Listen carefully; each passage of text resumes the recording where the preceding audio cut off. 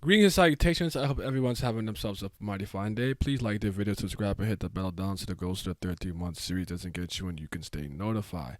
I want to react to my video, King of the Houndborns, Baylord Yama. I put this out July 20th, 2020. I'm pretty proud of this video, but I actually want to see if it kind of holds up based on the new information and all the things we learned concerning Yama, his brother, his mom, his dad, the Lopobia, Trauma Ray, Yasaracha, and things of that nature. And let's see how this all holds up. So let's hop right in.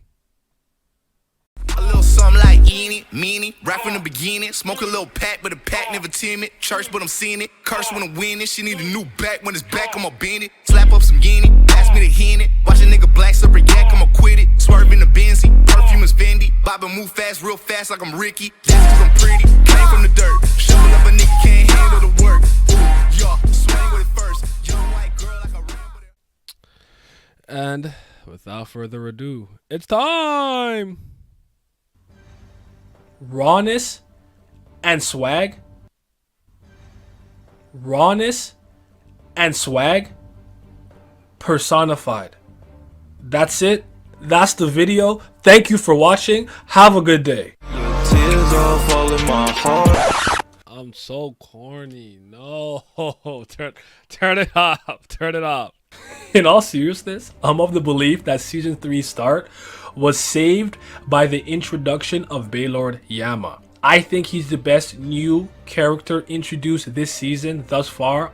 I don't think that anymore. I think it's Yasaracha. Gun to my head. Thinking on my feet. Yasaracha. Of the time of this video, and in a lot of ways, I was shocked. Yama's a pretty multifaceted, nuanced, and character with a lot of depth, on top of being fun to watch, and he's strong as shit. So without further ado, let's talk about the monarch of the mutts, the emperor of the canine people, the king of the Houndborns, Baylord Yama. Okay. I got no time to parlay. Oh, this is one of my best intros. I've been bricks, it's not far away. Like the split and I stargaze. Consultation with the constellations. They said the world was in a dark phase. It got me desperado for protection. Carry big strap in a guitar case. Throughout the course of this video, you're going to hear me say Houndborn instead of canine people. I read multiple translations for Tower of God, and my favorite one calls the canine people Houndborns. I just think it sounds cooler and sounds better. That's it. That's all. So hopefully that doesn't confuse anyone. With that out of the way, we can focus. Oddly enough, I want to start with Yama's character design first because it presents an interesting juxtaposition to a lot of his real personality traits. He is a dog, an animal that we associate with certain traits such as loyalty. He's got bright, vibrant red hair, a color that we usually associate with rage, recklessness, and somebody who is hot-blooded. Okay. On top of being like 9 feet tall, he's very imposing. I literally was like, where am I going with this? I don't talk about character design like that, so I was like, where am I going with this? He's got sharp teeth, defined ears, and also his hair is very spiky and jaggy, and he has sharp claws. So the dude is supposed to be scary looking in a general sense, and we'll touch on the significance of that momentarily. I bring this up because I actually think the man is low-key a marshmallow underneath the hardened exterior. Okay. But since he's a leader of an entire group of people, he presents himself how he does because originally Doom was the leader. He was never meant to lead. He's a lone wolf who cared about his people so much he took out both his literal brothers to save them all. The mouse is on the screen. Ew! Don't let me. I hope I don't do that. I hope I still don't do that. I apologize for that. That's ugly. I don't like the cursor when it's on the screen when I'm trying to watch and do things. Out Paul and trapped Doom in order to use Doom's Fang in order to ensure the continuation of the Houndborn.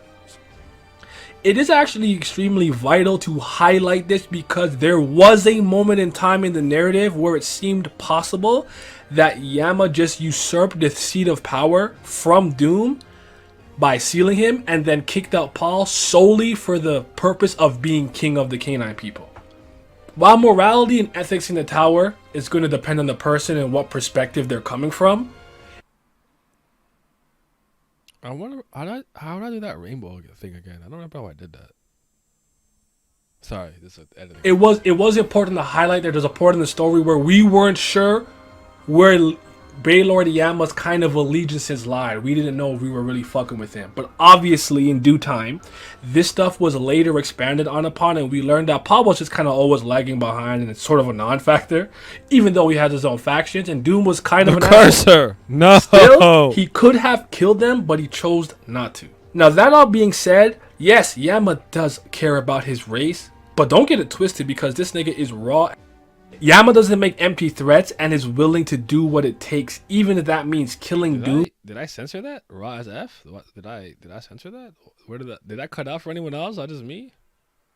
The hell was that? Thus ending the continuation of the bloodline of the Houndborns. He saw no other way but gave Bam and Karaka a chance regardless, because I think deep down, as much as he does not fuck with this guy and how much and doesn't like how he operated when he was the leader, I don't think he wants to kill his brothers. I really don't think he wants to kill Doom. When the Elder Envoy removed the nucleus of his armor, he was going to detonate that part of his armor, thus killing a bunch of K9 people in that residential area. Yeah, I remember I think this is the part where I started to think that he was a lot more than he kind of let off. I did get some early impressions of actual intelligence from him. I'm sorry for that. We all know he's very smooth brain, but it's just because of the way that he was dealing with Bam and Karaka. But I would argue that how do I explain this? I'm not sure how to perfectly word this, but I'll do my best. I think what I started to notice with a lot of stories that I read is when a character is operating from a position of strength, they're portrayed a certain way. So Han Sung-Yu, for example, is a examiner or tester for the second floor of the door of test and whatnot. And he comes across as maniacal and menacing because of his kind of connections to F.U.G, sure, or whatever, but also he's operating from a position of strength. And then when you see him in like the last station or like on the hidden floor, he's not operating from that position. He's more middling or under other people who are stronger than him. So the perception of him is different. Now, I think that they should keep the tone and personality of some of these characters a little more consistent. I could understand you being a more starry-eyed when you're younger and becoming a bit darker and more serious and not as like optimistic as you get older. That's pretty consistent with most people in life. But a lot of these characters came off as legitimately scary, evil, menacing, bad people, and then it's just like, no, we're not. Karaka argues a person like this. So in this situation, what I would argue is a lot of the times, even though Yama is the leader of the cage and he's running stuff, it's when he was fighting with other Haigh-Rankers and core commanders that he started to look like more normal and middling. But I think that it's mishandled in this series because I don't think it's actually consistent. I think it's just like, okay, we're introducing them while they have power in this area, make them scary, make them this, make them that, and then after that, they just don't do it. I would argue, just to use an example for One Piece, I know I'm a little long-winded here. This is my ultimate point. Did this well with Crocodile specifically, because in Crocodile in Alabasta, he's the head honcho. He's operating from the position of strength. He's planned out all these things. He's got Baroque's working for him, and he has his minions who have infiltrated the Royal Army and the Rebel Army. And then in Impel Down to the War of the Summit in Marineford, we see him not operating in that position of strength because there were combatants here who are just as knowledgeable, just as powerful, just as well trained, if not stronger than he is, but his personality and style of doing things remained completely consistent. There was just people that were stronger than him. And that's what I think that they try to do with some of these introductions, but they kind of mess it up, and especially like with Yama here. Hope that made sense. If it didn't, if it didn't make sense, let me know, and I'll make a video specifically on what I mean there. I can probably articulate it better if I just think about it. And to my surprise, Yama actually ends up complying because he cares so much about his people. But he does something here that I find is very, very interesting. And let's talk about it. Baylord Yama is a master of fear. You may have heard me say, Caliban has a lot of presence when he's on panel. I feel similarly about Yama, but I would describe his on-screen presence as imposing. SIU has a tendency to draw Yama in such a way that it instills fear into all those around him and the reader. Think about the stories about him, how even Karaka fears him. His clan fears and respects him. His own brothers are terrified of him, especially Paul. Yama's got what I call a passive Shinsu ability, which makes him completely resistant to Shinsu of anybody who is afraid of him. Seriously. Even if that was in the past. It's for this very reason I actually think it's brilliant how much he consistently plays to that. Think about it. He tests Bam this way by trying to instill fear into him before even really beginning negotiations. Even Mule, the elder envoy, not the goat Mule love, but the elder envoy, was pissing himself after Yama kneeled and then threatened him. Mule had leverage. He was still in a position of power and he was fucking terrified. For fuck's sake, the entire coup was predicated and planned around not confronting Yama and hoping this dude would stay asleep. That's easily still the funniest thing. Like, what's the plan? Like, hopefully he doesn't wake up. I still think that's hilarious. I don't even think it's like I'm not even calling it trash. I literally think that's hilarious. Like, that's funny as hell to me. Like, we have this entire coup and thing staged, and we're gonna do this and reform and take it back. Okay, to the head honcho here, what are we gonna do? Seal him, lock him away, send him on a wild goose chase. What are we gonna do? We're gonna hope that he stays asleep. Because SIU states that he kind of hibernates when he sleeps. Even rankers in Zahad's army are intimidated by Yama, including one of Yasracha's top guys in Fusile, whatever how you pronounce it. And even randoms in the war are just like scared of this nigga. Like, just look how terrifying he is. Look how SIU presents him in so many instances. He's just spooky. He's raw. Now, Yama is extremely powerful and the strongest member of his tribe, even more so than Doom. The main reason his brothers are scared of him is we do know now that Doom is actually technically a full beastkin or houndborn, if you will, and Yama's a Inuyasha, a half-breed. Because Yama can use complete transformation, which I imagine looks spooky. We actually haven't seen him fully transform yet, so look forward to that in the future. At his peak, in his prime... Sorry, I was just checking something that I had open elsewhere. Apologies. Doom was top 200 in the tower. And Yama beat him and Paul in addition to only getting stronger with time. Because he trains. Kel Helm even said that Yama's power was on par with the first generation of Slayers, and that's not a light statement to make. They're no joke. They're known as the Ancient Gods, and the leader of F.U.G, Loose Leg, is amongst those people. With that all being said, in terms of power, Yama is at worst top 200, but I think that's lowballing him, so I would say at worst he's ranked 100 in the tower. Even Hajin Sung said he was OD. I guess with Arcanek being inside of him at this point, and when he has the 3, okay, I mean, yeah, all right, it's fine. Strong. Yama, from an ability standpoint, isn't actually much different from your average K9 person. He's just doing everything they can do at the highest level with the highest levels of efficiency, in addition to having complete transformation, meaning he can completely transform all parts of his body, plus the fear passive, which makes people who are scared of him unable to hurt him with Shinsu. He will be completely resistant to it. I think another testament to his strength is the fact that the first time we saw him draw blood was essentially him hitting himself. Like, I'm so strong, only I can hurt me type beat. Which I thought I was such a stan, bro. Like, I really was messing with this dude. Like, I really thought he was the one. Like, I was like, could he replace Karaka in my heart? It's possible. speeding it up a little bit. Was pretty cool. I think it's time we touch upon leadership. But before I get into that, I just want to make my stance on this pretty clear.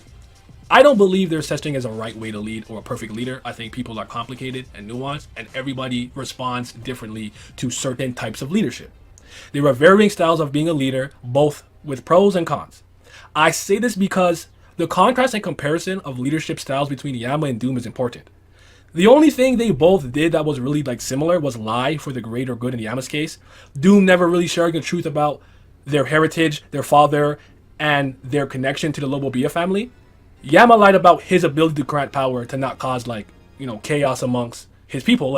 I can't actually continue the race, so we're gonna die out eventually. That's not something you're gonna really say. So that all being said, Doom didn't train, saw the K9 people as disposable, wanted them to protect him instead of protecting them, played politics, and increased the number of combatants to bolster his army.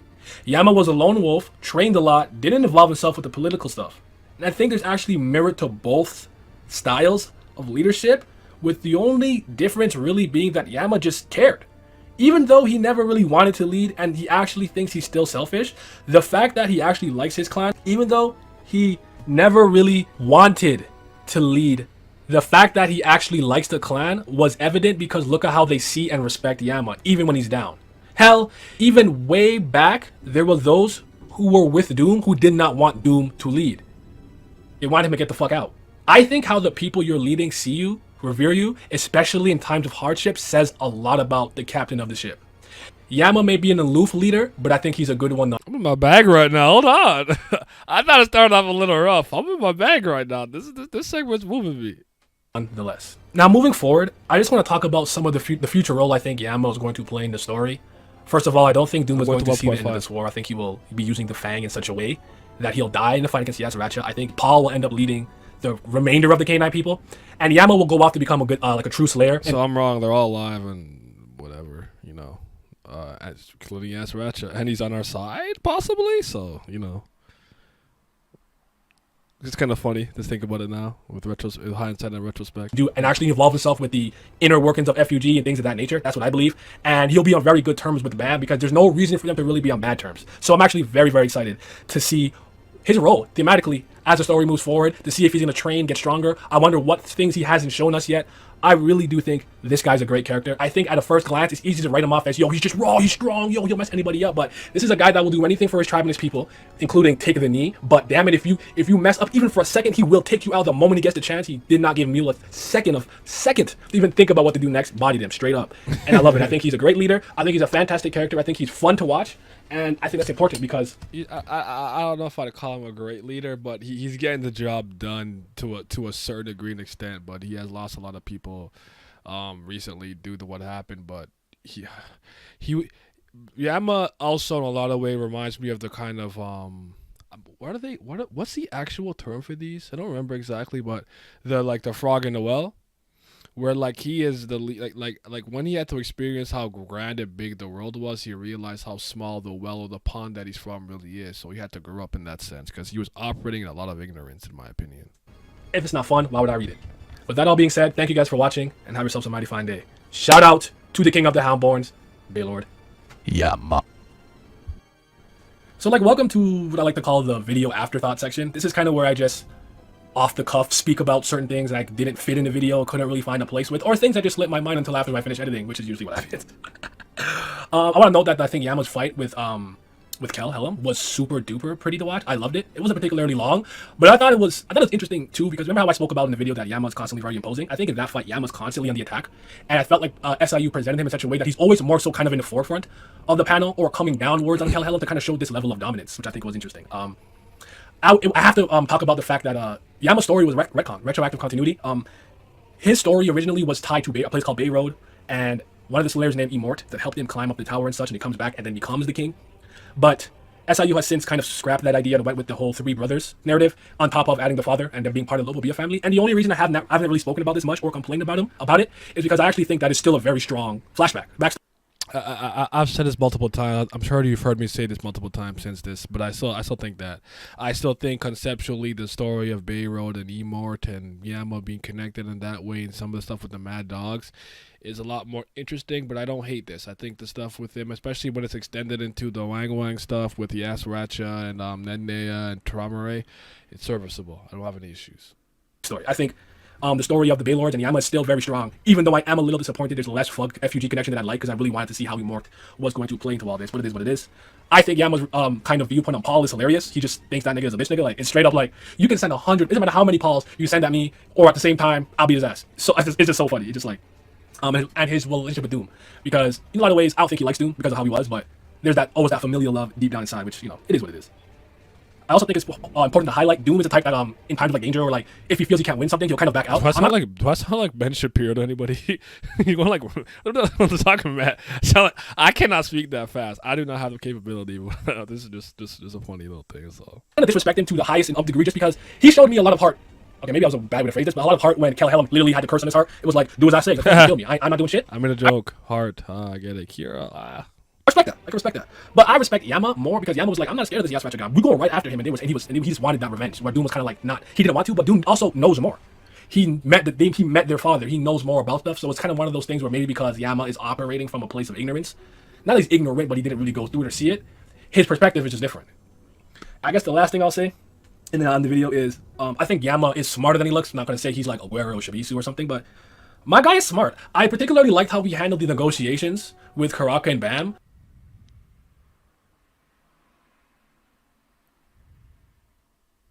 I'm a smooth brain. I apologize for this. He's not smart like that. I'm not like gonna call him I don't know. He's not a character that I associate with intelligence at this point. Just put it that way. At first glance, because it was kind of like he already knew what they wanted and what they were coming here to do, and he was just like kind of playing and testing the waters to see how they were going to try to come and ask him for his aid. I like that. I thought that was really telling of what kind of mindset he has, and we do know of like some of his business acumen, him being one of the wealthiest people in F.U.G. So shout out to my guy. He's the GOAT. I appreciate you guys for watching this video. If you got this far, thank you. I'll put a lot of work into this one. And he's just that dude, man. Yama's great. Let me know how you guys feel about Baylord Yama. Anything you think I forgot to mention or should have mentioned, or something you think a lot of people don't notice about him that you in particular do notice. Let me know in the comment section below, and have yourselves a mighty fine day. Yeah. Tears all falling, my heart is froze. Can't talk to me, but I can't let go. Lonely roads, we decompose. You say you love me, but I know you don't. I'm not okay, I'm not alright. We can't go back, baby, not this time. That's young Vincent Benitez on the track. Y'all better get hip. No, all things considered, all the videos that I almost tried to speak in like ×2 just now. What just happened? Out of all the videos that I've made and kind of spoken about that I've reacted to of my own of, I think this one holds up the best. There's definitely some things here that I don't think kind of translates now, but that's just because we know more and we have more information. I was operating with like, you know, a little bit of ignorance here because I have to speculate certain things, but I still think it's a good video. I think it's really solid. Let me know what you guys thought about it. If you think that that's a good video, think it's a bad video. If you think it holds up well, I would be curious to know. Have you even seen that video the first time you're seeing it? With me reacting to it, because I have a lot of really dope character videos and stuff, things of that nature. I think the next one that I'll probably do is I'm going to react to my Champion of the Tower video, the Orek Mazzino one, because that's the one I remember being really proud of, and one of my first really big breakout, like, algorithm pushed it and people really were messing with that video. So y'all be safe, like the video, subscribe, and I am going to be out. You already know I got to show love to the Patreon gang. Yes, sir. Shout out to the Certified BAM lovers, my CBLs. Big love to the Priest of Fire. I greatly appreciate you guys' support, but especially shout out to my 5th Zen God. Shout out to Simi, Scobe, Revenant, Miles, Lucky Roo, Lazy Dragon, Chris, Johnny Rogers, Irene Sharda, Triss, David Langstaff, Childish Nujabes, Alan, AJ, Abdel, and 5:28 a.m. Your support is greatly appreciated, and thank you.